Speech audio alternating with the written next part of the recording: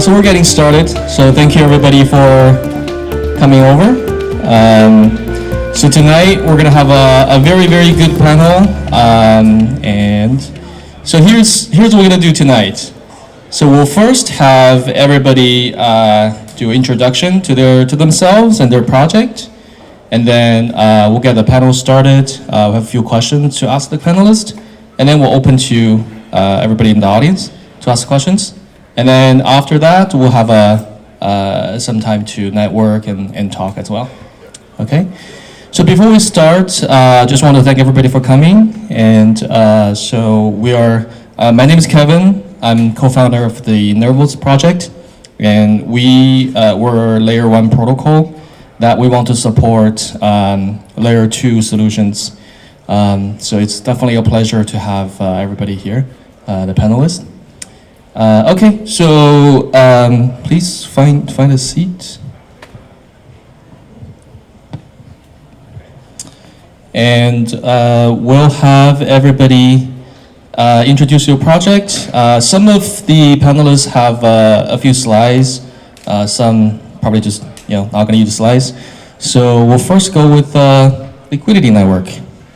Yeah, you can introduce yourself and also your project. Thank you so much for the kind introduction. My name is Arthur. I am from Liquidity Network. We're building an off-chain scaling solution, and it's really great to see so many exciting scaling solutions here and to share the experience in building a second layer. We offer instant zero transfers and swaps for any tokens on Ethereum. We are on the Ethereum mainnet since June this year. So the idea is pretty simple, right? You have the underlying blockchain, which is rather slow. You don't really know how much the transaction fee is going to cost tomorrow.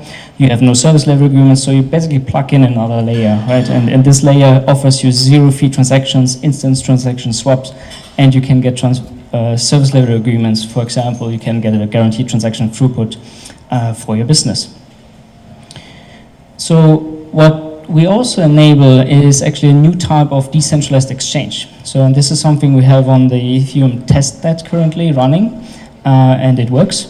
So if you look at current DEXs, the first version of DEX, I would say, like something along ETH Delta, where everything is on-chain, right? The order book on-chain, the exchange on-chain, the settlement. The second generation of DEX is allowed to do like more flexible order books, which are off-chain. Settlement's still on-chain, and thus the scalability is limited. With Liquidity now, you can build your own exchange, decentralized exchange, with an off-chain order book, an off-chain settlement system. And obviously this scales much faster and bigger than on-chain settlements. So how does this work, or is it already out there? Yes. So for example, we have an application in the Apple Store that you can download. So you basically just create a wallet, use a fingerprint authentication method, and there you are. This is the current interface. So it's kind of a demo application. If you want to build your own wallet with a nicer UI, go ahead, right? We have an SDK, you can do that. But the underlying idea is that, am I actually already off-chain? And yes, you are. So our registration, the users, they can register with the network without ever having crypto upfront.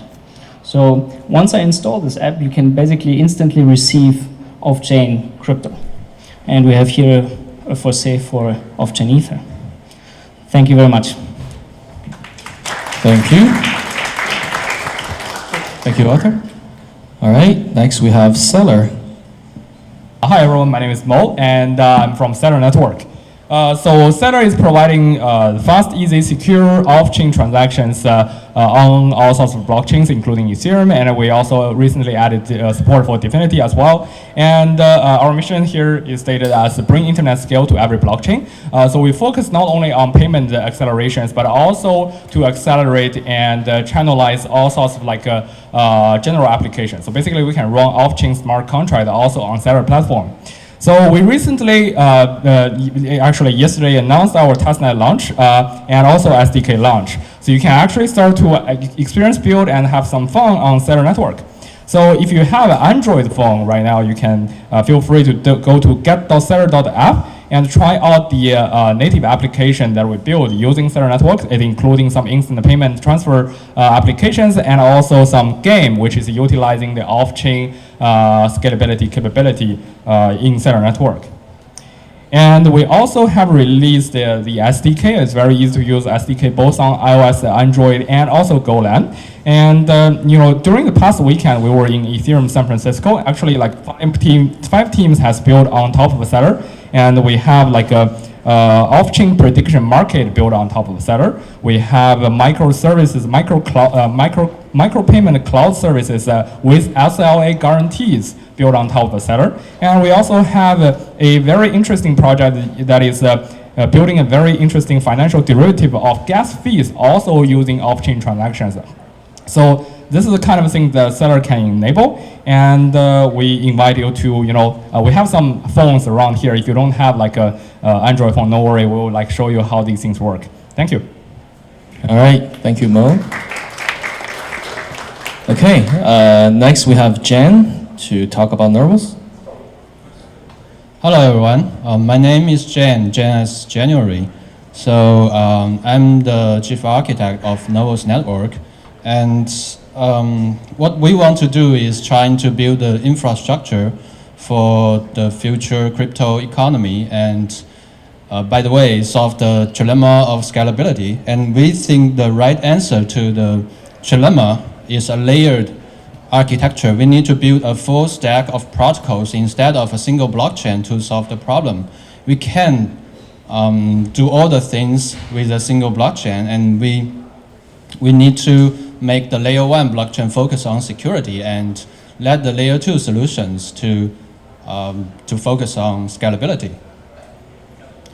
So if we think about blockchain design, this whole picture, the right question to ask is, what should a layer 1 blockchain do, right? We start from this basic question, and our answer is it only needs to have two basic roles. The first is it must be a store of assets. User can create their own assets on this blockchain, and it must be a crypto court, so it can support the challenge and response protocol between layer 2 and layer 1. That sounds simple, right? That sounds simple. And what should we do to implement these features, these functions?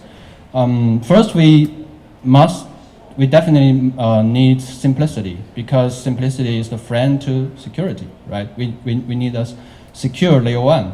And we need to rethink about all the other components in layer 1, like the consensus. What kind of consensus we need? Do we want to optimize consensus for performance, or we optimize consensus for security? Right? And we need to think about state model. Do we need UTXO, or we use account model, or we find something new? And we need to rethink about virtual machine. What kind of virtual machine we need? What kind of crypto primitives the virtual machine needs to support to implement those protocols between layers? And we need to think about economics, the economic model between layer 1 and layer 2. It's not just about layer 1. We need to think about the economic dynamics between layers. That's why we are here, even via a layer 1 project in this layer 2 panel. We need to cooperate and build all this stuff together as a community. Thank you. All right, thank you, Jen. So Jen brought a lot of questions, but he didn't give answers. So if you guys are interested, please find us too. We probably don't have time here to go through the details. All right, and then we have, so you guys don't have the slides, but happy to have you guys introduce yourself and your project. Okay. So we are a network that accelerates smart contracts, in particular Ethereum, EVM-based smart contracts. And I'm going to tell you a little bit, guys, why we're actually doing this stuff. So the question is, what the future is going to look like 10 years from now, 20 years from now, because lots of people doing different things, but 20 years from now, it's going to be much more stable, right? And there will be some winners and some winning architecture. And we think that currently what we have Bitcoin, which is a very successful network that holds $100 billion. We have Ethereum, which holds $25 billion. So the dominant forces of decentralization today are proof-of-work chains. And these proof-of-work chains have proven to be immensely, magically secure in the sense that this initial work, the Bitcoin paper, it actually led to a creation of a worldwide system that no one is able to hack. You know, it holds $100 billion and people are trying to hack it, get the money out, and they're not able to do this. It's totally non-trivial, this fact. So we think that 10 years from now, these proof-of-work systems will continue exist and flourish, and there will be like Bitcoin, Ethereum, Nervos, all of the proof-of-work guys. So if you say, transfer a title to your house, the title of your house will be still on proof-of-work. And even if the transaction fee is going to be $1,000, you will still want to have it on proof-of-work. Or if you have your lifetime savings, they will be on proof-of-work. But there will be also some other chains you will need to transact. So there will be faster blockchains that will have different trade-offs. And these faster blockchains, they cannot be proof-of-work because you cannot do so much number crunching. So they will need to be proof-of-stake, or algorithmic, or something non-POW systems. And there will be lots of these systems. This system, that system. What's important is that these systems will interact. And it's also important for them to run smart contracts. And we think that based on where the industry is today, the smart contracts 10 years from now, the leading platform is probably going to be still Ethereum. It's just because the developer momentum is incredible. You know, the developer love to Ethereum is just incredible, and the growth is exponential. There's nothing even close coming to Ethereum. So that's where we see the future. Now, what we do is we want to speed up Ethereum, so we want to create these fast chains that are EVM and Solidity compatible, and we want to connect these fast chains to Ethereum, to Nervos, to Bitcoin, to all of the proof-of-work chains, and there will be more proof-of-work chains. So the way we do this, we have miners. Miners put servers on our network. They take like 2K, 3K, buy a server, put it in a data center, and make money by running this server and placing it on our network. Now, once we have this network of servers, of miners, let's say we have a 1,000 server network, when a app developer comes to us and says, okay, I want to have a fast chain, out of this 1,000 server network, we say randomly pick 20 or 50, whatever number of servers, and on this chain of servers, we then run a fast proof of stake algorithm, which is fully compatible with Ethereum, Solidity, and can run pretty much the same smart contracts as EVM, Solidity smart contracts. So that's really a very simple idea that we are doing.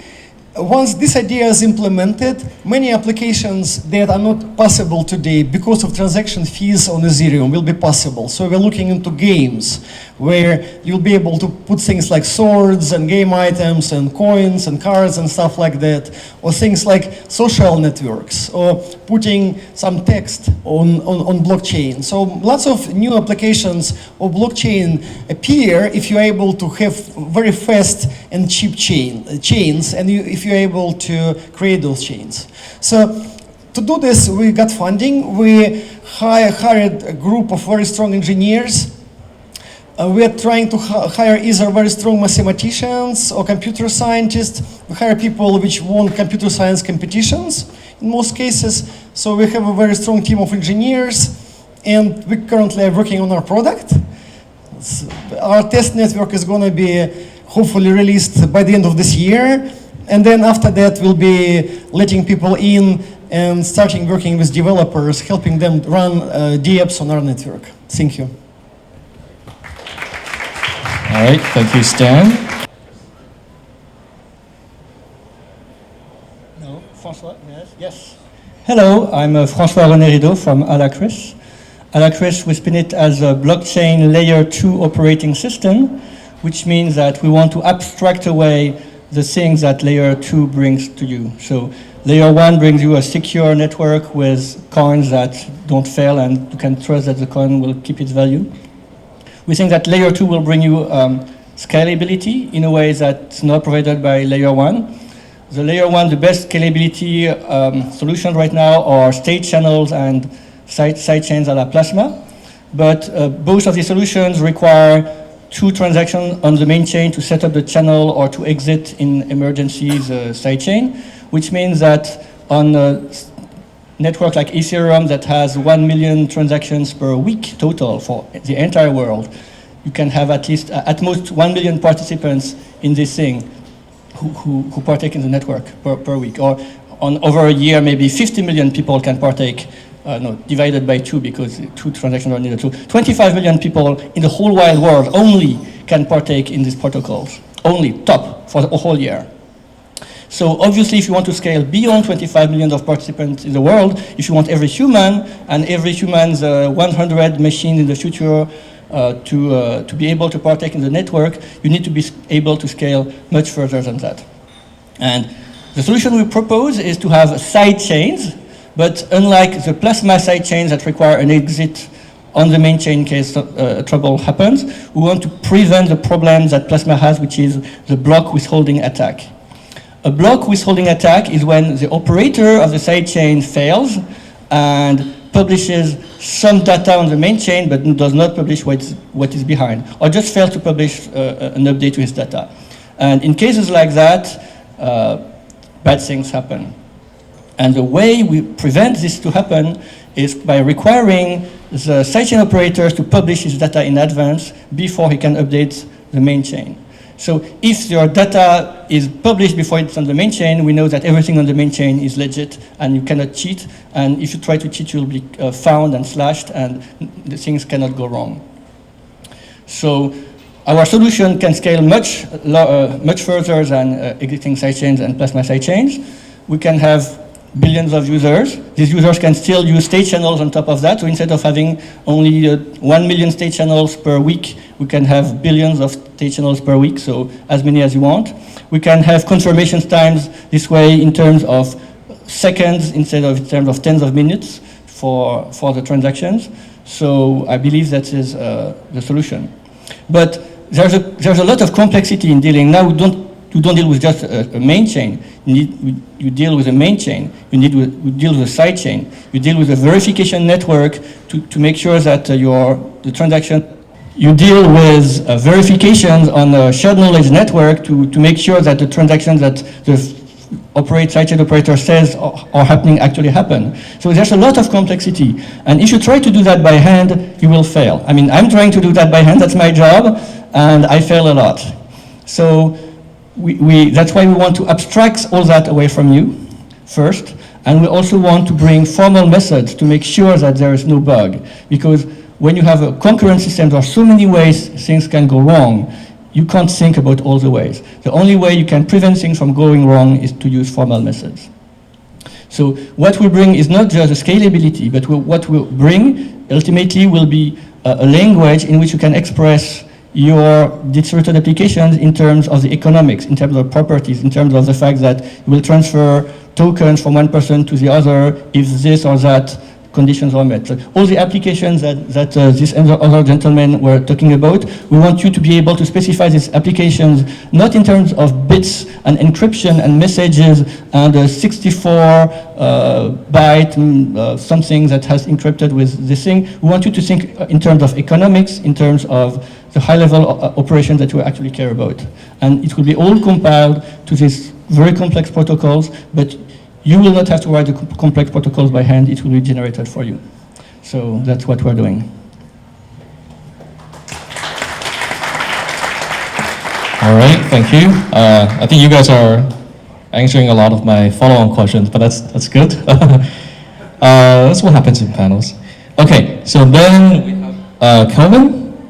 My name is Kelvin. I work for Omisego, mainly doing research on Plasma, which, if you're not aware, is sort of a framework/design pattern for building scalable blockchain applications. And so we are applying that to a sort of scalable, decentralized exchange and payments network.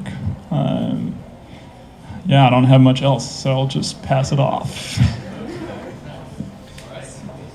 Hi, I'm Amin Soleimani. I'm the CEO of SpankChain. Can I get a show of hands? Who here has heard of SpankChain? Nice. Who here knows how state channels like work? Okay, about half the room. Who here knows how Plasma works? About the same number of people. Cool, okay. So a little bit about us and what we do. I'm building a way to allow me personally to pay for porn easier. I think this will help blockchain scale, but mostly like, the porn part. We launched unidirectional payment channels on Ethereum in April. It was the first payment channel implementation to go live. It's been live since then. We launched the first non-custodial payment channel hub a month ago. It was Ether only. Who here knows like what the difference is between a custodial and non-custodial payment channel hub? Okay, about half the room. All right, that's worth saying. The short version of this is that if it's non-custodial, it can't the payments are never actually held by the hub. So you can have two parties that don't have a payment channel with each other, but can transact through a hub that can at no time ever take the payment and run away with it, which is really great, and it's a thing that has not yet existed in history. We are in the process of adding ERC20 support. That was supposed to go live October 5th, but we hit some bugs, and it will be going live as soon as those are all fixed. Should be in the next couple days. We also launched the Spank Bank, which is not a scalability technology, but it is an algorithmic central bank to control our stablecoin, which is Booty. There's about 130 million Spanks locked up in the Spank Bank. It's about 13% of the total supply. And yeah, there's $10,000 worth of Booty. You can go get the Booty. It's good for you. We are also in the process of making our payment channels available for the general public to use. We're launching the Spank Pay SDK, so that'll be a wallet and that provides access to our payment channel hub. So if you're a merchant and you want to make it easier for me to buy your porn and all my friends, then you can add a button to your site and it'll say pay with Spank Pay, the same way you would pay with anything else normally. And you push the button, and then you get like a Stripe-like drop-down, and you type in your password, and then you're in, and you click buy, and then it's instant because payment channels are all off-chain and instant, and you can't beat the UX of instant. So that's why we went with payment channels. If you have stuff like Plasma, you can get sort of instant, but there's other stuff too. So then the last thing is that we're launching a decentralized exchange, and by decentralized exchange, I mean a fully centralized but trustless exchange. Who here knows the difference? All right, cool. So remember how I said non-custodial hub? The point was like you can transfer value through it without the hub ever running away with it, right? So all decentralized exchanges, by virtue of either being off-chain or layer 2 like Plasma, have that feature as well, where you can transfer the value without it ever being at risk of being stolen by the hub. Which is in stark contrast to traditional centralized exchanges, which hold your money and then allow you to trade. But if they get hacked, you lose all your money. Right? We've seen this happen a bunch of times. My first experience in crypto is when I lost all my money in Mt. Gox. So it's very, very real. Get your money out of Bitfinex too. I think there's some weird shit going on. Yeah, so the centralized version of a decentralized exchange is you just use state channels, have a single server, and it just has way better UX in that there's no waiting. You push the button and you get the thing you want. And so we're getting ready to launch our fully centralized but trustless decentralized exchange, which will be called, can I get a drum roll? Come on, guys. I'm not going to tell you what it's called unless I get a drum roll. All right, it's going to be called Come Swap. Like, come swap with us. And yeah, we have the best liquidity. So yeah, it's gonna look like Coinbase, and then it'll have like a not safe for work button, and then it'll be pretty cool. Probably have like porn in the background. So yeah, that's us.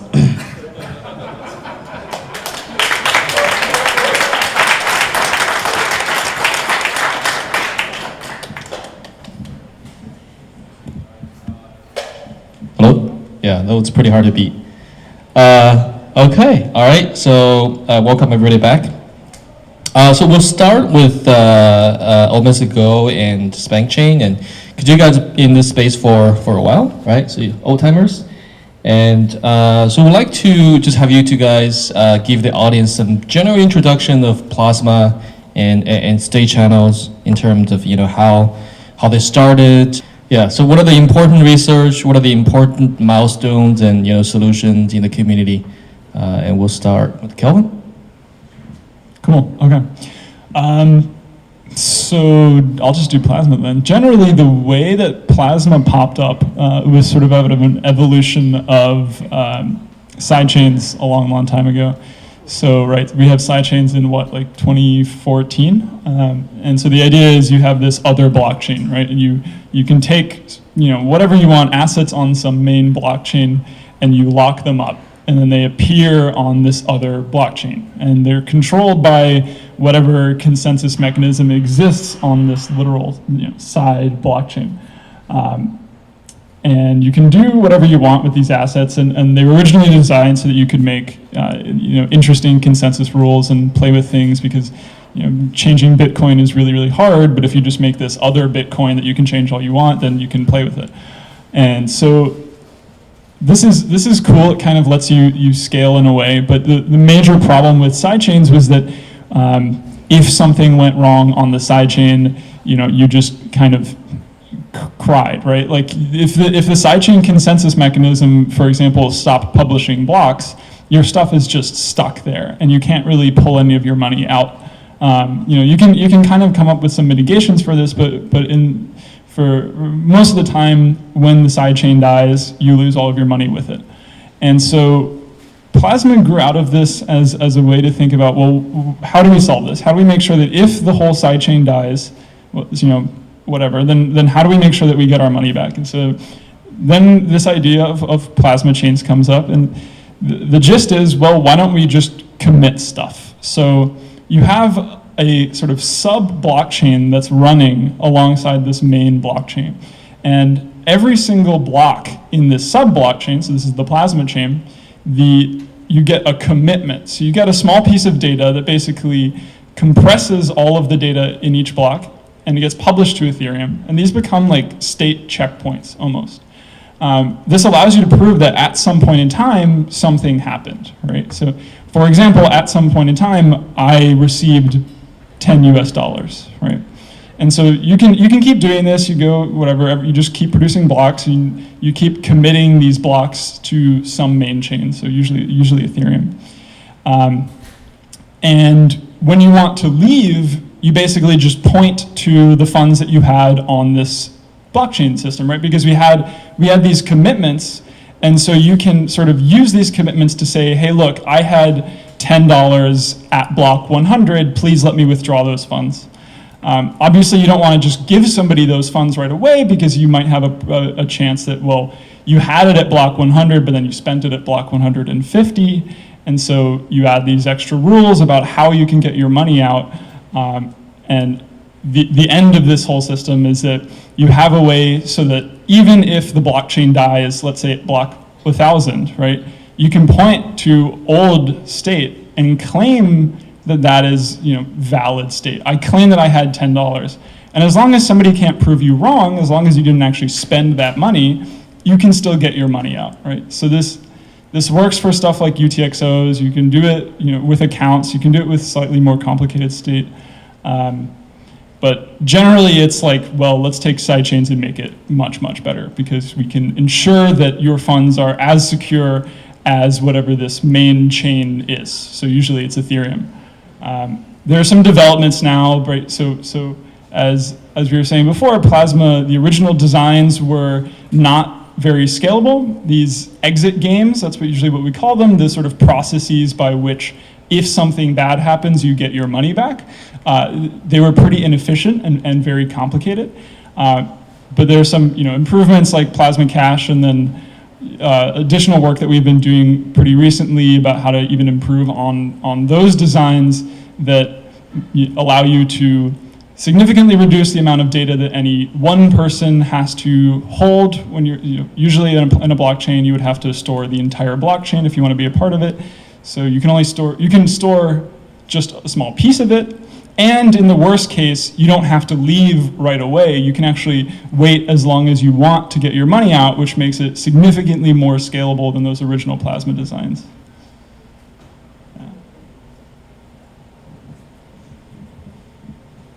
What was the question? It was like explain state channels? And just talk about state channels. milestones and stuff? Yeah, milestones, how Okay. they started, what are the important research. Okay, cool. Yeah, so Bankchain specifically is more focused on payment channels in the short term. But we have done some state channels research and are following the work that Solaire, L4, and others are doing and participating in those the state channels researchers' calls. So basically, I'm going to spell out like a tech tree. Like if you've ever played like Civilization or something, it'll look kind of like that. So you start in the ancient era with like unidirectional payment channels.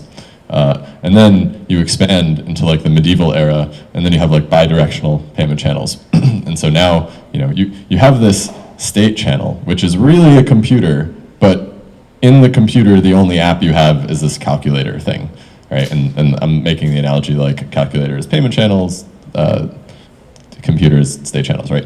And then you're like, okay, I wonder if I can have other apps, right? And you want to generalize the state channel. So then there's like two forking branches of technology, and the one is building networks.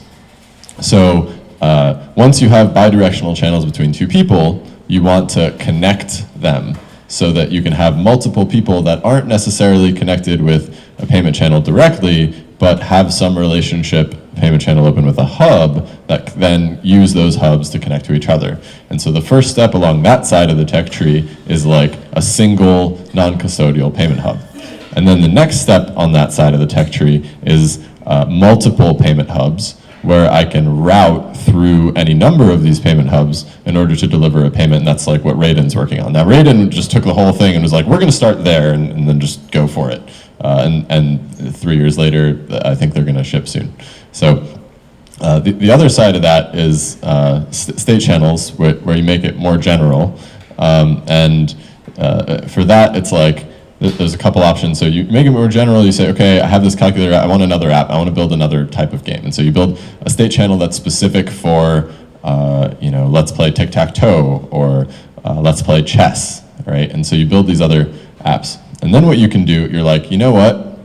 I bet the user experience would be way better if instead of when I open my state channel, I have to send an on-chain transaction, I specify the type of state channel that I want to enter, which will be like a chess game or tic-tac-toe or card game or whatever.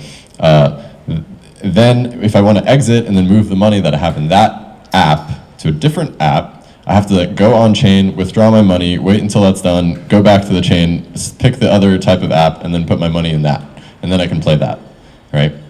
And so this is where the idea of counterfactual instantiation comes in, and generalized state channels, which I'll explain. So generalized state channels, like, okay, we have a lot of common code that we use in order to build all these different types of apps. Let's abstract it. Let's make it easier to do that. And so then you have generalized state channel framework. But then you say, actually, I want to be able to enter into and exit these different apps entirely off-chain without going to the chain. And so what you can do there is you have a sort of higher level state channel that you're entering into, where the state channel that you're entering into, actually, as its rule, it says you can open sub-channels. And those sub-channels are going to be governed by other contracts that exist at whatever address. And so you say, okay, I'm in this sort of meta channel, right? So me and you, maybe you're a hub, maybe you're a user, we enter into a meta channel together, and then I say, of the $100 that I have in our meta channel, I'm gonna put $50 of it into a chess game that's gonna be governed by this address, this contract on chain at this address, right? And then later I can say, you know what, we're done with this chess game, you won, you get my money, and now that's done, and now we can put some of the other money into like a different app and do that off chain. And counterfactual takes that even a step further. It says we can actually enter into sub channels that the contracts don't even exist on chain yet, because we know that our meta channel can create those contracts should there ever be a dispute, and then we'll deploy that contract and then use it to arbitrate our dispute. That may not be the most efficient thing to do, because if you have regular disputes, you have to deploy a contract every time, instead of just like using the same one again for multiple disputes, but it does give you an additional privacy bonus. So that stuff is still in the research phase. I think you guys are at the generalized state channel, so I'm going to let Mo take it from here and explain more about that.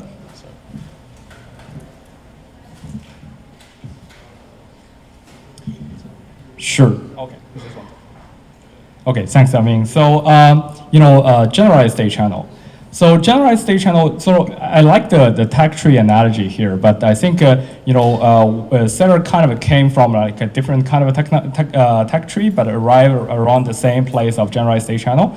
So we in the beginning we were very payment focused. That is like we're trying to construct a multi-hop payment network that is extremely efficient.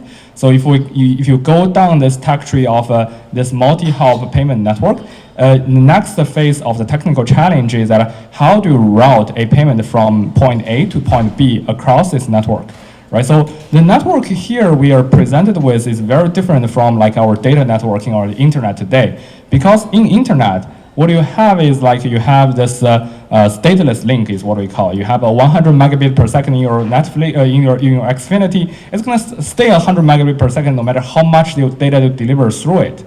But in state channel is very different. State channel works like I deposit $10 into it, you deposit $10 into it. If I send you $2, I can only send you $8 more in this session without breaking this link, right? So this kind of a stateful link really changes the game. That is, it requires you to rethink what is the best and optimal routing algorithm that you need to use in that scenario. And just using simplest, the shortest path routing can break the link pretty quickly. And any kind of like a topology churn in this kind of decentralized network will destroy the performance of any kind of payment routed through this network. So we kind of went down that path, but at the same time, we also realized one general idea here is that for this kind of a multi-hop payment, the reason that you don't need to trust the intermediary nodes, there's like no non-custodian trust among all the intermediary nodes, is because of this key concept of conditional dependency. Right, so the conditional dependency basically says if you have A, B, and C, A wants to pay C, and A pays B a conditional payment in the beginning. This is like if you think about what is a hash time lock. Hash time lock is a conditional payment. It says that A will pay B conditionally on B will reveal a secret of the hash, and B will pay C the same thing, and then like we have the HTL process to like run through this. And Sprite makes a further push on that front that makes this conditional dependency synchronized. So the starting point for us is that, okay, can we make this payment network not only just depends on hash time lock, but instead depends on something that is more general. For example, a chess game, or whatever application, whatever on-chain or off-chain condition there is, right? So and then what we want to is that, okay, can we build this channelized application which is running on the same line of what Amin just mentioned about this generalized state channel theme. And what Amin mentioned about the sub channel or like a meta channel building on top of an existing channel, for us this is basically creating more conditional dependency, right? So in a payment network, you can send out the payment across multi-hop, not only depending on the multi-hop non-custodian condition, but also depends on, let's say, who wins the chess game. And you can peel off the first condition of the multi-hop to make a unconditioned to make a multi-hop conditional payment, left in this payment in this process. And some other team like Perron in the space call that process a virtual channel. So it's kind of like creating a virtual channel. Is that you have the underlying network and you create one layer on top of that. Is that every pair along this path is depending on this virtual channel's final resolution result. So that's kind of like the quick rundown of this generalized state channel, and that is just one layer of dependency, and you can build arbitrary complex dependencies on the state channel applications, and you can build arbitrarily complex state channel uses on that. But there are some limitations as well, and we will talk about the limitations later, I guess. Yeah. Yeah. Just like a fun analogy, who here knows like what the Hyperloop is? One thing I left off about like the state channel tech tree is like the future tech, like and you just get like fusion reactors and like I don't know, whatever. So in the future, you're gonna be able to basically go across. You're gonna have this like expanding blockchain galaxy, right? And Ethereum will be in the middle if it succeeds as like the base layer one root chain, and then you'll have all these like plasma chains hierarchically surrounding it, and so this galaxy is just going to grow, right? And it's going to, the computation will be localized to the communities that care about it, and then interestingly, state channels works across all of it seamlessly. At any point in the galaxy you want to go anywhere else, instantly you can use state channels to do it. And so it's like these like hyperspace routes, or like Hyperloop that connects everything together. Yeah. Huh? Wormholes, exactly. Yeah. So I thought that was pretty neat, and like works across chains and everything like that. So. Yeah. Can you have wormholes between plasma chains? Yeah. You can connect plasma chains together. If you want to like fast exit a plasma chain, just like sell your assets in a channel and then like pick them up on have a hub that operates on your plasma chain and the main net, and then like sell it in the state channel to the hub on the plasma chain, and then buy it from the hub on the state channel on the main net, and you've just successfully transferred yourself your funds. Now you might have to pay a fee, but part of the reason that we're betting on channels as like a technology that will stand the test of time even in the wake of plasma and other things is because channels represent the sort of fundamental arbitrage opportunity between latency and the computational requirements of like chains where you have consensus algorithms. So by definition, if you have a consensus algorithm, like something like plasma or a sidechain or normal blockchain, it takes longer to achieve finality, right? So you have to wait. Whereas on state channels, you get it's instant to operate, but the downside is you have capital lockup. So you have to lock up more money, like 5-10 times more money when you use state channels if you're doing the same type of stuff as plasma chains. And so if you think that people will care about things that are fast and you want to cater to impatient users or high frequency traders, then state channels are a good investment for you. Yeah. Somehow they're all not working. All right, thank you. So we learned a lot about channels and state channel payment channels, and so let's now look at the sidechain side, Plasma side. So feel free to, between the panelists, feel free to discuss and comment on each other. So Cohen, do you want to talk about a little bit more about like what Omisa Go is currently using Plasma, and how you guys, any challenges or any interesting problems you guys are looking at? So as I was saying before, Omisa Go is basically building a decentralized exchange and payments network. So the idea here is, if you want to go anywhere, watch out for that beer. If you want to go and pay somebody, in your local currency or whatever, they might want to receive some other currency. Or maybe I'm just going to a different country and I have US dollars and somebody in a different country has whatever, right, Thai baht. I want to pay in my currency, they want to receive in their currency, and so what do you need to do that? You need to do an exchange, right? So, well, let's just support both. So we do a payments network where I can pay anybody in whatever currency I want, and somebody else can receive in whatever currency they want. So that's sort of the fundamental idea of what Omisa Go is doing. Turns out that Plasma is basically perfect for this right now. So I can maybe talk a little bit later about sort of the difficulties of doing complex applications on top of Plasma. But right now, Plasma really supports sort of simple state, and things like payments, things like UTXOs or accounts are generally very simple state.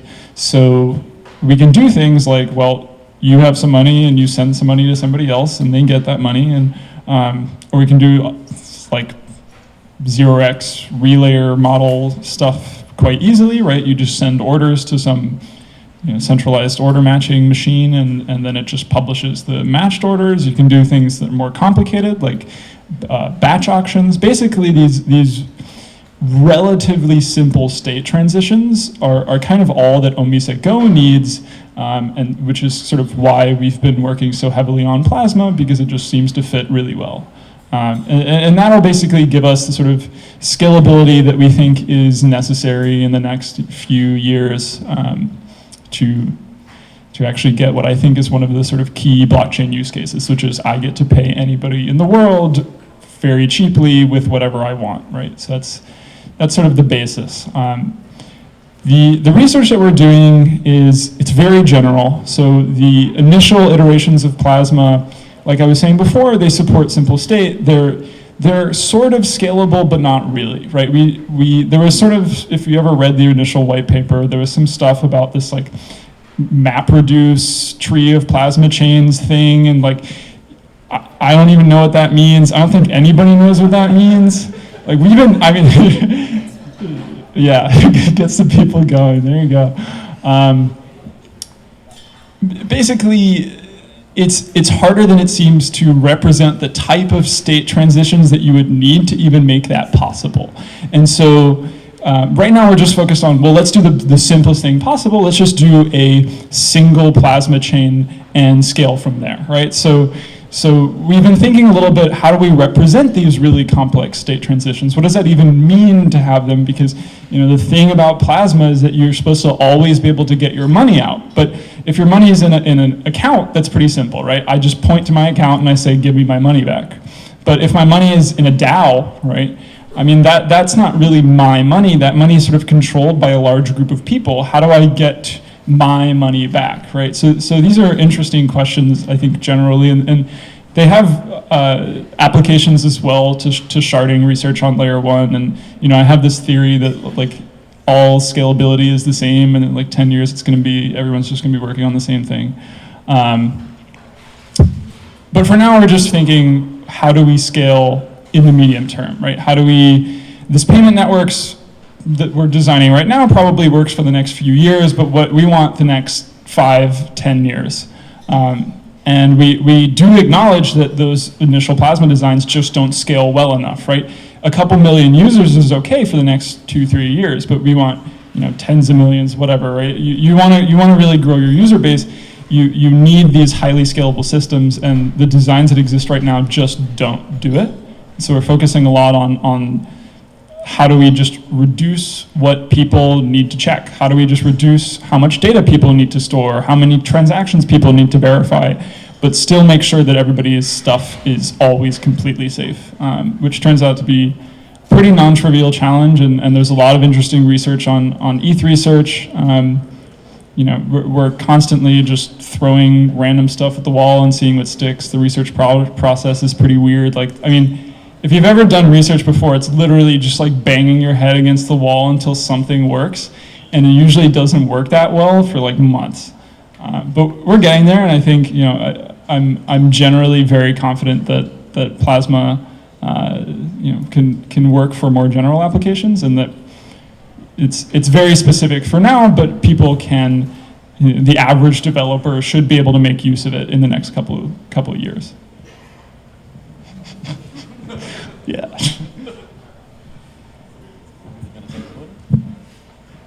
All right. So now we're moving to this side of the panel. I think if we have 3 projects here that basically evolve from Plasma and most of your platforms. So I would like to have you guys talk about, like, out of Plasma, this tech tree, right? You did the analogy.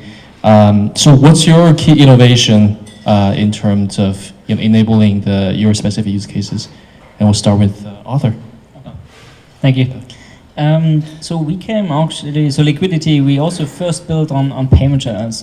Maybe some of you have heard about Revive. It's kind of a protocol to rebalance payment channels which are in a cycle. But we pretty much quickly saw that, well, we actually want to scale properly. And the payment hub was the only way to go. And so we don't have a Plasma design, we have an account-based design. So the main innovation in a sense is that the account balances of each user is represented, you can think of it as a one-dimensional array. So if it starts here, it starts at 0, and if it ends here, everybody can see this, let's say here it's at a value of, like, let's say 100 ETH, then the total value in the hub is currently 100 ETH, and this is split. So these intervals are split among the users. So each user has a specific interval in this band, if you will, right? And now this is basically the key innovation. So what does this provide us with? It provides us with a constant size checkpoint. So basically you just make a Merkle tree up to the Merkle root and commit this as a checkpoint constantly on the chain. Scalability in terms of number of transactions per user, so you can do as many transactions as you want as long as it's constrained by the bandwidth of the participating peers. But the gas costs, the operational gas costs, they are constant for the hub operator. So currently our mainnet our mainnet hub that's currently running is less than $100 per month in gas costs, irrespective of the number of users and the number of transactions that are happening on there. The costs that go up, however, are the costs, for example, if you want to take funds off-chain, back on-chain, right? So you have off-chain funds and you want to withdraw them back on the chain. And this is, I believe, where there's the critical part where you actually want to have a scalable system. So the great thing is we have a sublinear scaling performances. So even if we were at, so we made some projections, we made actually technical experiments and projections, and at 1 billion users, a withdrawal from off-chain to on-chain is still less than $1 for a user. So it really does scale properly.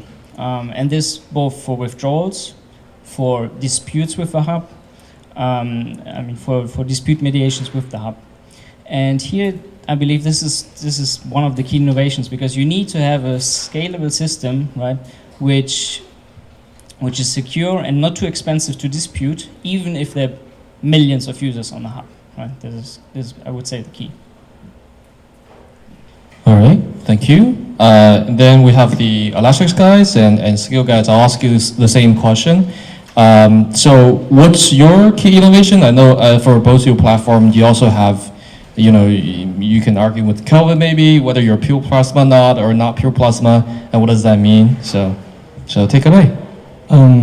So Chris here, I think we have 2 main innovations. So one of them is in the way we push the Plasma and TrueBit design in terms of using the consensus as a core system. So if you've read either the TrueBit or the Plasma papers, there are fascinating papers where they say, okay, if you think what a consensus really is, what purpose it serves to prevent and resolve disputes by registering claims in a total order. So many people are making claims. Some of the claims are rival with other claims. This guy claims that he was paid first. This guy claims that he was paid first. I paid both of them, so I lied to at least one of them. Which of them will get the money?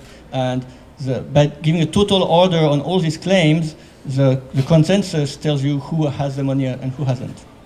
So that's what it is. And the analogous thing in the real world would be a court system that resolves and prevents dispute. And so Plasma takes that to build side chains and to manage them. But the problem I see with TrueBit and Plasma is that they do it by hand. Oh, someone will code in Python or in whatever language or in Solidity something that that manages this game, this verification game. And I think this is the total wrong approach that cannot scale.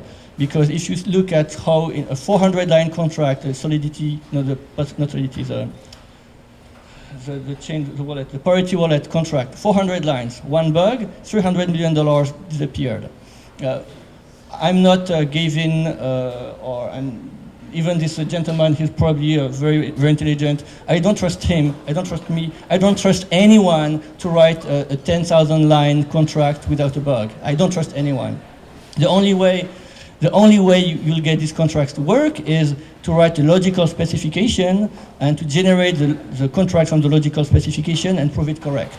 And I don't mean to dismiss Kelvin or anyone in his team. I just don't believe anyone on Earth can write a 10,000 line contract in Solidity and not write a bug unless he uses a much higher level tool that includes proof of correctness. And even proof of correctness has a limitation. I won't discuss that here. But if you don't even have a proof of correctness, I think you're not even playing in the correct game. And I would certainly not put $1 million or $1 billion in a contract that has been written this way. So our approach, I think one of the important things we bring to the table is that we understand that big contracts have to be written in logic, that the verification games have to be automatically deduced from the logical specification.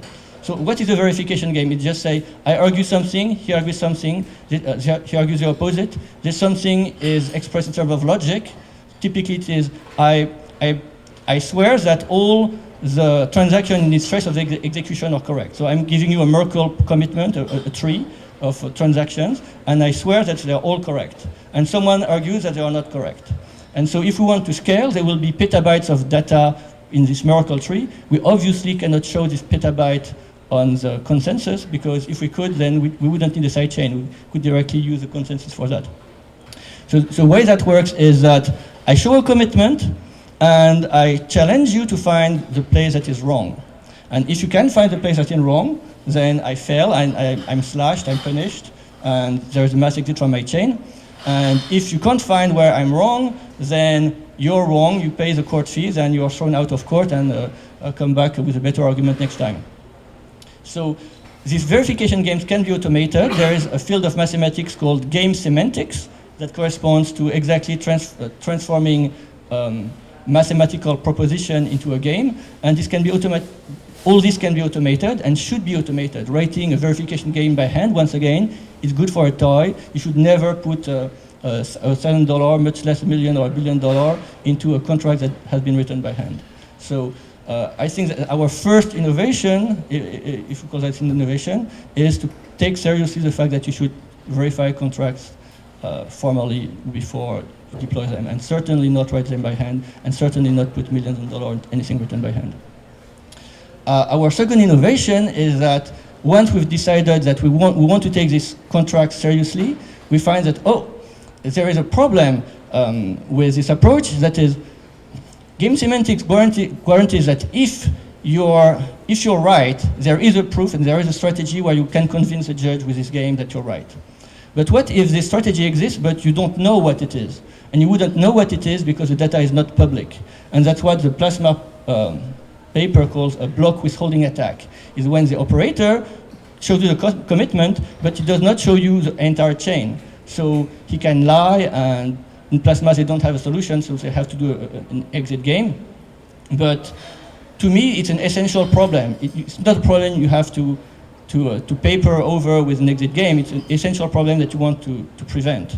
And to prevent that, you need what some people call a data availability engine, or some other people call a shared knowledge network. And in the analogy of the consensus of the court system, it's a court registry. You are forced to publish the data. If you don't publish the data, it is not considered valid. And if you consider the mathematical approach, you know that this is necessary. It's not something you can do without. And so maybe our innovation is just that we took seriously the TrueBit and the Plasma paper, and we built that component that's needed.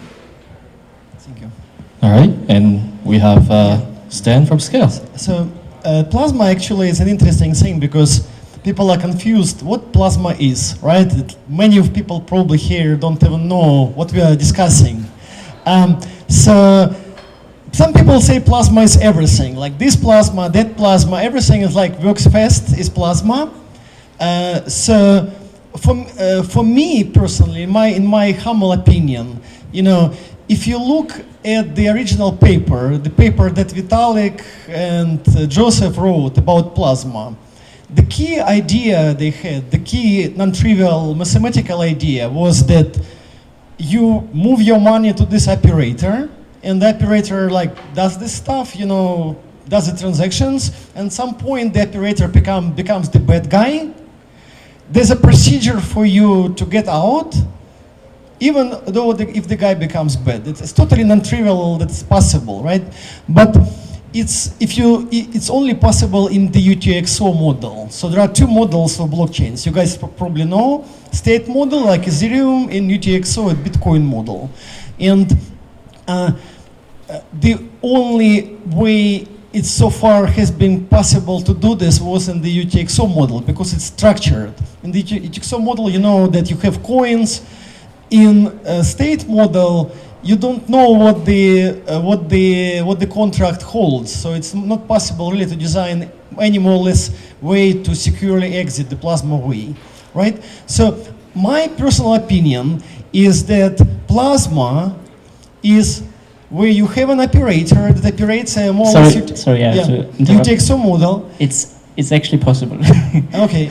So liquidity has an account-based model. So I just wanted, we can discuss it later. So,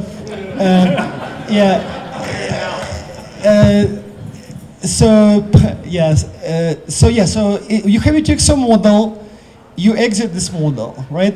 That's what plasma is, and there could be different variations.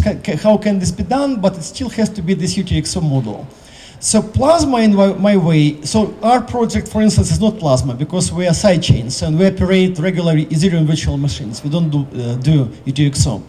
So as far as our project is concerned, there are two fundamentally important things which need to be solved for the future. One thing is how chains interact, right? How they securely send messages to each other. There are different approaches. One approach is to use a mathematical technique called the threshold signature.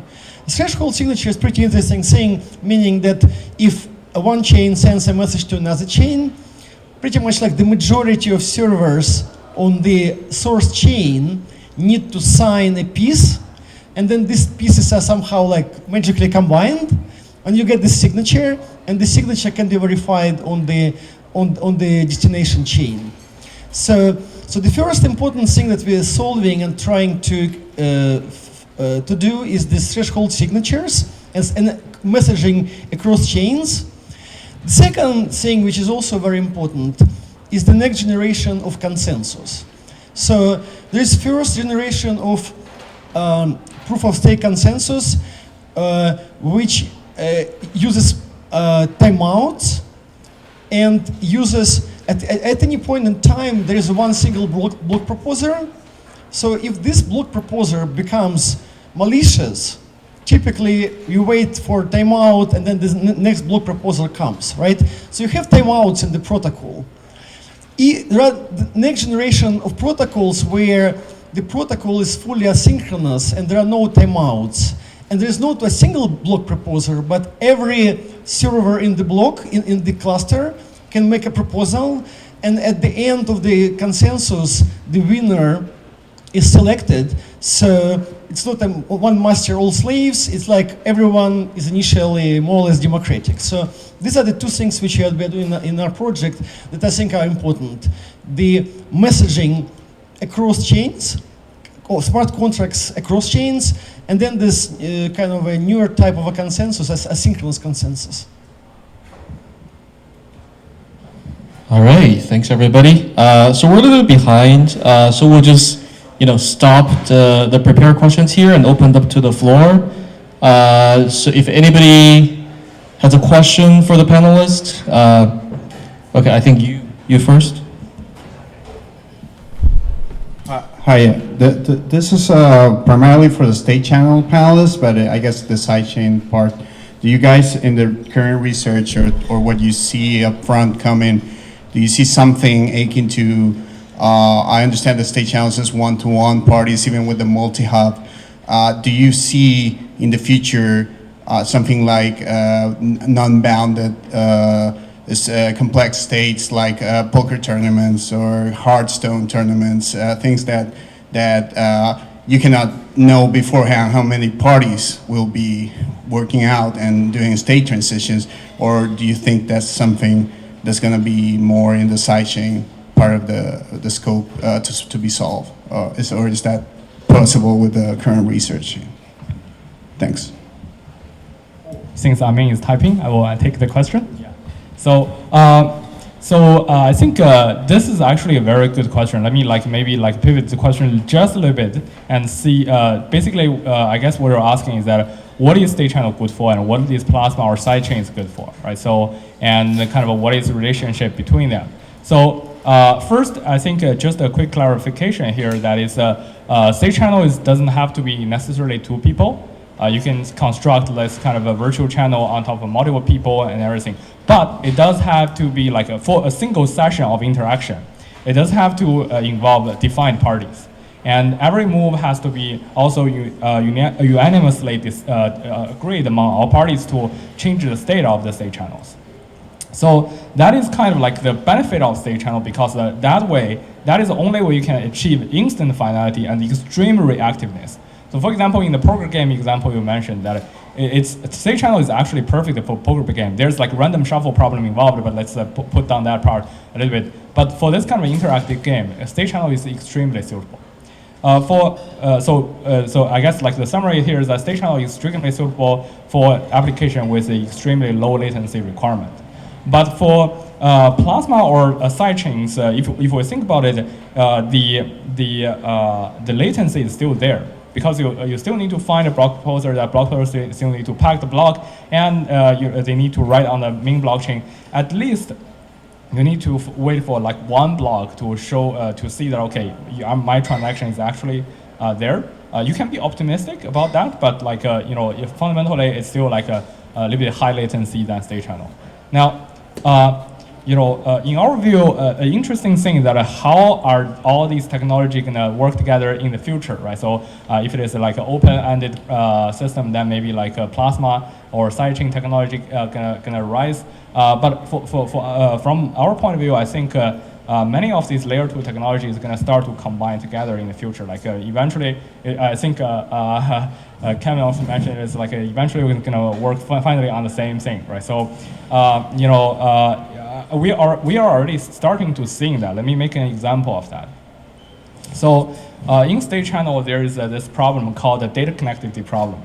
So what is data connectivity problem is that A send B a state update, but let's say A is trying to win a game, right? It's the last move for A to win. A send that state to B, and B can just pretend to be not online. So now what do? The current solution is that we can only just kind of revert to on-chain and do the dispute and all that stuff. But a thing that we, among Amin and all these folks in the state channel research call is recently looking at is can we use sidechain as a data availability or data connectivity fabric? Right? Can we basically use the sidechain as the kind of assumption layer, saying that everyone has access to the sidechain? So if my counterparty goes away, I don't need to settle this data on-chain immediately. You can just put this state on the sidechain with a relatively less cost, and also at the same time, basically triggering the dispute process with a much less gas cost and overhead. And there are many cases like that. For example, our entire crypto economic model, layer 2 crypto economic model of the state guardian, that is solving the state availability issue. That is, for example, if you go offline, who is going to watch your state for you? We also use the sidechain to do that. So there are many examples like this as well. So I think it is really moving towards combined solutions. As long as we know what are the trade-offs for each of the solution, and we can kind of draw a trade-off curve, and basically whatever application you do, you find the correct trade-off point in that trade-off curve and find the correct combination of technology to do that. Oh, that's a great answer. Anybody else want to take this, or we can take another question? Yeah, I just wanted to briefly hint at the availability because it's actually a good point. So most people actually don't realize in off-chain, typically the receiver needs to be online, right? So this breaks quite a lot of usability tools. So it's important for you, if you're looking out for an off-chain solution, to check whether for your application, do you need offline, I mean, do you need the receiver to be offline or not? And in liquidity, for example, we don't require users to be online, both of them, so the receiver and the sender. And this is in particular important if you build a decentralized exchange where you don't want the maker and the taker to be online at the same time to sign an order, right? And this comes back then again, you have to check whether this model is actually secure, right? In the end, if this off-chain system is not secure, then better use a blockchain or directly a custodial system. Yeah. Yes, Quickly. I just wanted to add that state channels are perfect if you have a finite number of participants known in advance or that can somehow connect with these hubs. And if there's a finite number of people and they're connected, state channels are perfect. If you're not in this case, you want a sidechain. And I suppose that's how I would divide the work. Okay, all right. My question is generally for the entirety of the panel. So, as we work to build out these more extendable and scalable, generalized platforms for layer 2 technologies, what do you think are some of the best methodologies to employ when we're seeking to actually bring these things into production, live and adversarial networks, outside of just general auditability and stuff, right? If I'm a smart security researcher and I know this is going to be a generalized platform and I know I have a decent vulnerability, I'd likely would sit on it until multiple of you here are all using it, right? And to attack that accordingly. So what do you think are some of the best methods for folks that are seeking to bring things online in production and do it in the most safest manner possible? So I'm actually having a great conversation in our Discord right now because earlier yesterday, SpankChain got spanked and our payment channel got drained of $40,000 that we had inside through a reentrancy bug. So it would be great to all work together and do more so. There's a little bit of calculus that needs to be done when you're thinking about getting a security audit because the cost of doing an audit itself is first I'd have to basically pay one of these guys to figure out how payment channels and state channels work, which would take a week, and then they're going to charge me on that and then trying to figure out how the code actually works, right? So it's going to be $30,000 to $60,000 of a security auditor's time just to get this done, and the amount that was in the contract was $38,000, and so it was right on the range of probably not worth it. So we actually got the first payment channel contract we did audited, and that cost $17,000, and the most money we ever had in it was $17,000, which doesn't make a whole lot of sense. Right? It's the maximum. If we had a 100% chance of getting hacked, it still might not have been worth it to get audited. So basically, you paid a random hacker on the internet to do your security audit. Yeah, basically, right? That's what happens, and then you learn from it and move on, and now our team is moving. So, did you have something else to add, or?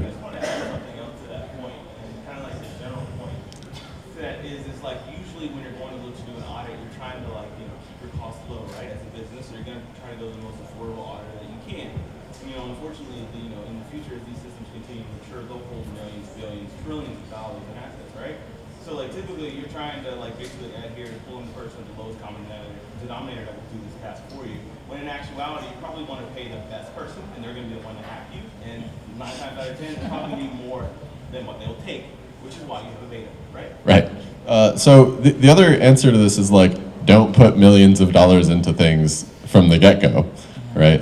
Run small controlled experiments that you can afford to fail, and then fail and then continue, and eventually succeed. What we can do a good job of working together on this stuff is creating contracts that we sort of use as a base layer that are far more robust and have a lot of eyes on them, and then building incrementally on top of those. And that pattern will mean that, like, you know, we sort of solidify the base layer before we grow on it, and then if we want to add things, there's less you know, attack surface every time we add something, because it's not like, you know, 10 different implementations of a thing, or yeah. So generalized state channels is very important for that, and we do want to get the best people working on it. Yeah, thanks, Ami, for sharing this. There's actually a giant body of work on smart contract security. So I think Loilu from Kyber started with Oyente, which is an open source symbolic execution smart contract security checker, which everybody should use if they have some code running. I developed Securify, which is now also open source. It's a one-click formal verification tool for smart contracts. And it finds reentrancy. So you might want to try it. It's like open source since a week or two. And it finds like reentrancy, locked ether, and all these type of bugs. That, I mean, there are different classes of bugs. And you don't need to specify anything. You literally just search for patterns of bugs. And obviously you can go the route of specifying everything and formally verifying it fully, which is also possible. I'm excited to find your reentrancy. I think the approaches are complementary. I think formal methods are very important. You should use them if you want to go into the millions of dollars, but that doesn't replace the engineering, the trying, and the doing the thing to find the bugs that you will not find with formal methods. So the two you should do both. And then quick shout out, Phil Diane has a really interesting construction. Well, actually, it's a few people out of Cornell called Hydra, and the idea is basically use N of N programming, so you deploy multiple versions of the same smart contract, execute things through all 3 versions or whatever N versions simultaneously, and if you have some failure in any one of them, you pay out a bug bounty. And in order to actually exploit a bug, you would need to find the bug in all N versions of the contract simultaneously. So it's an interesting way. You basically just throw up a big bug bounty, and it's probably too difficult for somebody to find a bug in all N versions, but they can probably find a bug in one. And so you can just sort of, it's one way to use weird cryptoeconomic stuff that you could sort of never do in the real world to incentivize hackers to try to hack you. I just want to add another thing that I think before doing the startups, I've been running a security lab for the US government. And what I found is that the only thing which can be secured is simple. You know, if you have something simple like Bitcoin, for instance, right? It's a simple code, so you can make it more or less secure. Now we are moving into systems which are just much more complex, right? So we need to get prepared to the fact that they will never be fully secured. So they will be hacked from time to time, and people will lose money. So we need to get prepared to the situation that money is lost. And there are several ways to protect. One way, maybe there will be some kind of insurance or something, like you can insure your sidechain, you can insure your plasma operator. Another possibility is governance, right? So on Bitcoin, for instance, or Ethereum, if you make a mistake now, there's no way for you to go back, which is maybe fine, you know, with this like super secure systems and people holding lots of money on the systems. But with more faster systems and more transient systems, one will probably need to have some type of a governance to roll back, to even manually change things. Even if people try initially not to do this, you know, they will be forced by reality to have some type of a governance, because everything which in operating systems, in complex software, we see that bugs and security problems are unavoidable, and perfectly secure systems, if they're complex, are almost impossible, right? You can have a perfectly secure, simple system, but when the system is complex, the insecurity grows exponentially. So after certain complexity, there's no way to fix things. There's no formal verification. Humans cannot do this. AI cannot do this. Just impossible, I think. So don't do it. Keep it simple. So, just to add one point, bringing this back to kind of like a layer 2 theme a little bit. So I think one thing that I do want to note is that for layer 2 construct, it's not only about the smart contract security itself, right? So you can have a state channel contract itself that is secure. You can have a plasma contract itself is secure, but it's also about the off-chain protocol itself, right? So off-chain or layer 2 is not only just that contract. It has many layers on top that you need to build, especially if you consider about like for example, generalized state channel, you need to have like a state resolution protocols that is 100% secure. You need to have like multi-hop payment and conditional dependency. How do you rely on this and that conditional dependency? How do you figure out different kind of timeout of different conditions? And all these protocols themselves also need to be secure. And it's definitely worthwhile to work together and like figure out like basically. It may be entirely different, implementations, but at least the protocol specification or protocol formal verification should be done. Yeah. Yes, so also one of the things in what I believe the approach to a blockchain operating system is that the code you write is not just the contract code. An interesting DApp is not just something where the contract talks to itself. It's something where multiple parties talk to each other and must do something between multiple blockchains or multiple blockchain oracles and things that happen in the real world. So you need to write code where not just the contract is correct, but all the code of each of the participants is correct. The code that talks to TCP/IP and the connection here and there and send the message to the blockchain. All this code has to be correct. If any part of the code is incorrect, you lose. Your contract will be perfect, but the players fail for whatever reason, well, you lose and you still lose the money. So what we need is not write once again, don't write your code in as one Python script here, one JavaScript thing, and totally disconnected. You want to write your code all from the logic specification and extract all the bits that matter for security from the same specification. And that's hard. That will be easier when tools are available to support that, so you don't have to reinvent them from scratch. But we should be building those tools. That's our job as layer 2 operating system developers. So what is the relative size of what is the relative size of the trusted computing base that's been that you plan to have formally verified versus the rest of your code?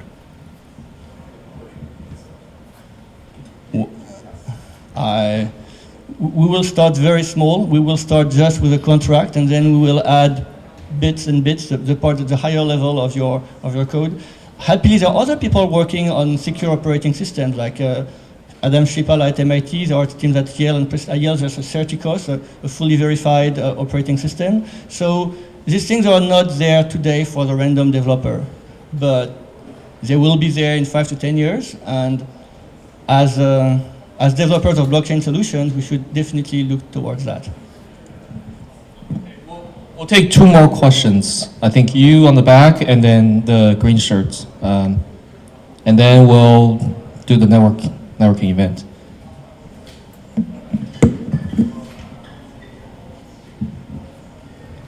Hi, my question is probably more for Kelvin. It's about the current status of Plasma Cash. So looking at ETH research, there's a bunch of different posts on there, so it's a little bit confusing to figure out where it's at. Loom Network is a layer 2 solution for games and social networks. They publish an implementation of Plasma Cash. Yet looking at more recent posts, it seems like it's very much still under active research, but their posts indicate that it's more getting closer to production. Can you help explain your thoughts on it?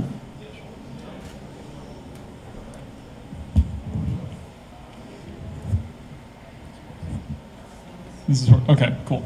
Yeah, so Plasma Cash, it kind of depends on what you're using it for. The current state is that it's okay for fungible assets. It has certain user experience problems right now, mainly that when you make a transaction, you have to transmit a relatively large amount of data that sort of grows linearly with the size of the Plasma Cash chain. I think basically what Loom is doing with this right now is just storing game assets. So, I can store a card on this Plasma Cash chain, and that sort of works pretty perfectly. It was sort of designed with non-fungibles in mind. and the way that it seems like they are making use of it is that they will have a side chain, sort of like a DPoS EVM side chain that holds assets like ETH or sort of more fungible assets, and then a plasma cash chain that will hold your non-fungibles. And when you want to make an exchange, for example, right, I want to sell my card for some amount of ETH, you sort of lock your non-fungible into escrow on the plasma cash chain, then you lock the fungible into escrow on the side chain. You have some, mechanism that handles the trade in the middle. That's my understanding. Basically, it's okay for what Luma is doing right now, but if you wanted to take it and expand it to support, let's say, non-fungible assets, it doesn't really work right now.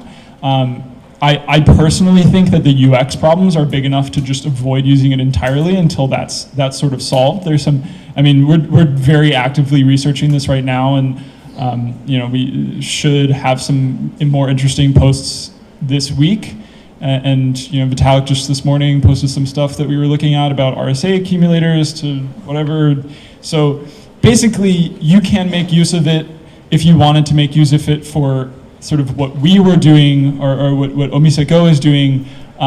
It still needs some research. And I think for most applications, it would still need some research. Loom is just in a very specific category.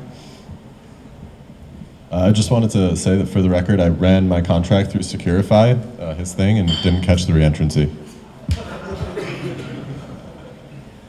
We're all learning. Okay.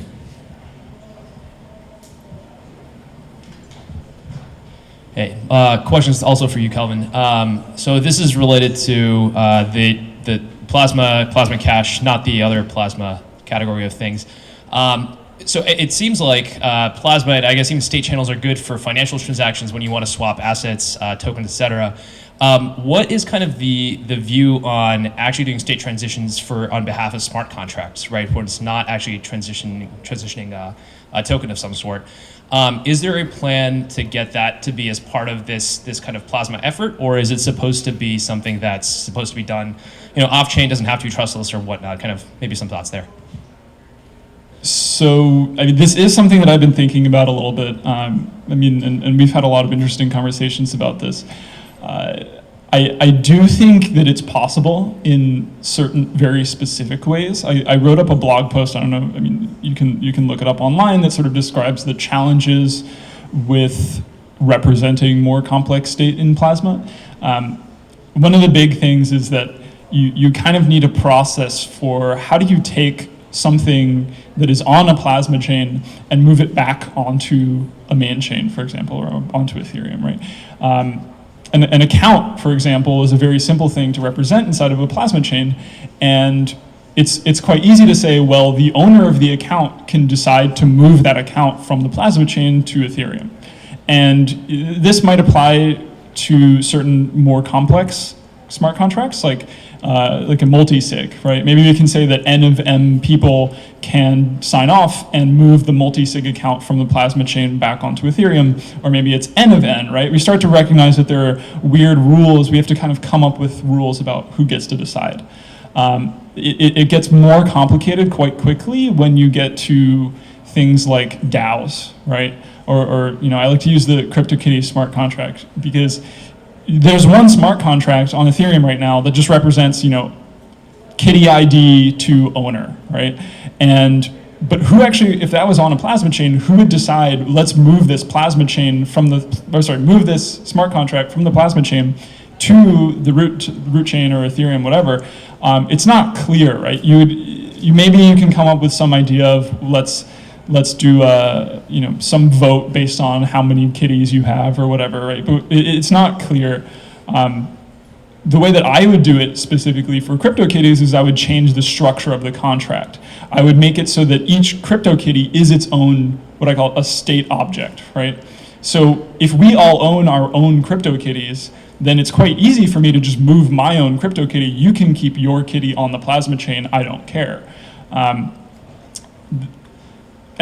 that only applies to certain types of smart contracts, right? A DAO is less clear. If it's a bunch of money that we've pooled together, and the rule of this contract is we vote, if there's a passing threshold, the money goes to someone's address, right? That, how do you really think about that? I mean, you would almost have to come up with a voting mechanism to move the contract from the plasma chain to the root chain, so there's that. There's other questions of like, the thing with plasma is that you always only want to move sort of state, accurate state. So something that retains the integrity of the state, right? And so if I try to claim that my account balance is 100, but really it was 50, somebody should be able to block me and say, hey, wait a minute, I can prove that your account balance is 50.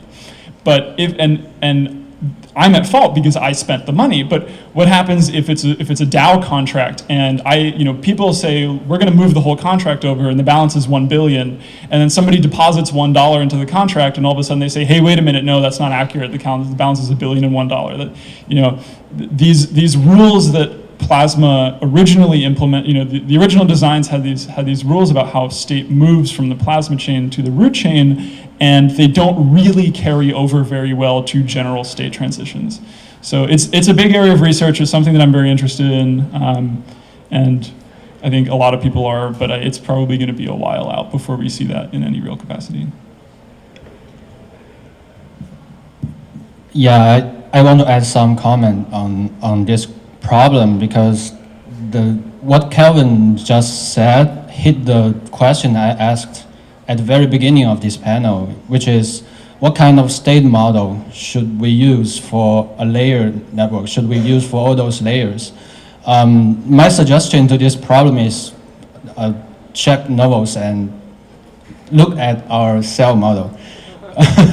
Because in my opinion, the problem with account model is the asset or state in account model is second-class state, which means if you build a smart contract and you store state in the smart contract, the whole state is controlled by smart contract, and your state is tangled with other people's state. All the states of other people are mixed together in this single smart contract. But what we need in a layered architecture is independent state, right? My state owned by myself, not by a smart contract or some other people. And if you compare account model and UTXO model, you will find UTXO model is actually the model with independent state, because each UTXO coin is owned by independent user, right? So what we need to do is to what we need to do to build a layer 2 smart contract solution is to generalize UTXO model to make it stateful, which means we need to add a state field into UTXO to store arbitrary data, arbitrary state. I think that may be the right way to go, the answer to the question. Yeah. I would like to add, the problem with UTXO is that it's not that scalable as the account model, right? So as you scale to more transactions and more users, the overhead just becomes unbearable. And it's actually possible to separate properly each account balance of the user in an account model in one smart contract only. That's possible. Well, I'm not sure what's the scalability problem you have with UTXO, but based on our experience with Bitcoin, right, the chain with UTXO, the bottleneck of performance is not on the UTXO model, but on like network bandwidth. The network bandwidth between full nodes, and you need time to broadcast transactions and blocks between them, and we can't broadcast data faster, so we can boost our performance or at the same time lower the uncle rate of POW consensus. It's true that the primary bottleneck is the bandwidth, that's true. But in Bitcoin in particular, the UTXO set needs to be stored in memory, right? because this is what you need to verify the transactions that are incoming and you put in the mempool. So that's a bottleneck, and I actually know of projects they're actually trying to trim their UTXO set. This is actually a job that they have to do because otherwise it wouldn't scale. And Bitcoin is quite slow, right? Just about 10 transactions per second. Really quickly, I think that no matter the implementation of this, it's a very important thing to have state that's isolated from other state, and it's going to be a huge scalability problem no matter what. If this isn't the case, this has applications to sharding, right? How do I, do things between different shards? It doesn't make any sense to move the entire smart contract from one shard to the other. This has applications for storage rent. If the CryptoKitty smart contract stops paying storage, why does everybody's CryptoKitty disappear? That makes no sense. You should just have everyone pay for their own state. So I can't really comment on the argument between whether it should be account-based or UTXO-based or whatever, but I think it is going to be very important. It's going to be a huge benefit to scalability overall if we can figure this out. Yeah, okay. I think the problem of keep all the UTXOs in memory does exist, but I think it's a solvable problem, like with some changes, with some new architecture, data structure like MMR, we can have maybe partial UTXO set in memory and do all the things.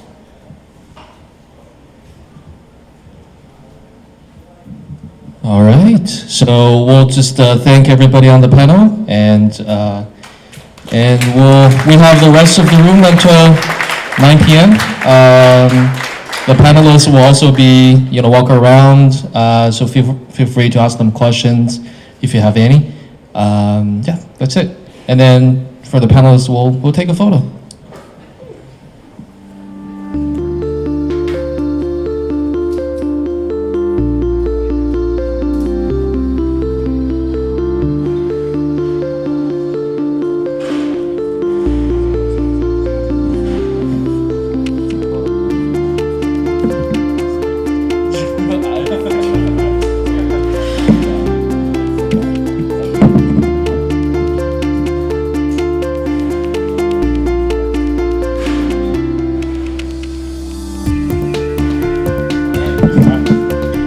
Thank you, everyone. Feel free to hang out more. Food on the back.